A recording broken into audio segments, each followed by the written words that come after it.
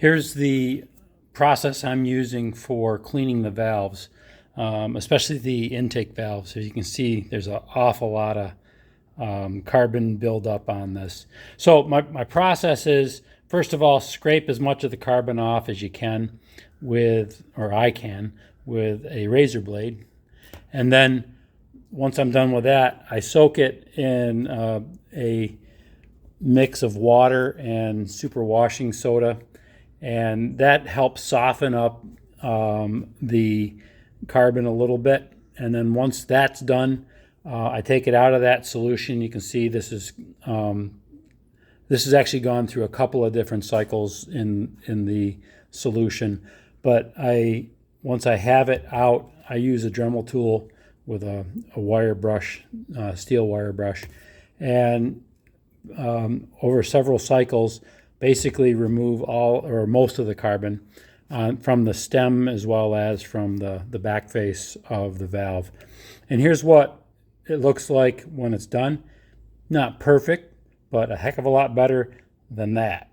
So this is good enough to go into the engine I'm going to be rebuilding.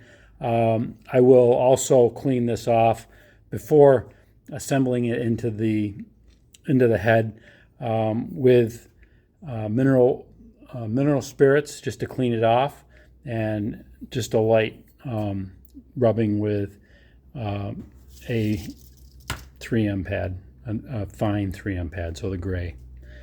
So that's my process. This is also the springs in the seat and the spring retainer. This will all be, this has already been washed with the mineral spirits as well. So that's basically my process. I'm doing the same thing with the rockers. So just basically soaking them in mineral spirits as well as the rocker ball and the nut that holds it in place.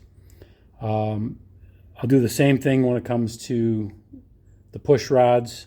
So everything's going to be cleaned with, get all the oil residue off with mineral spirits.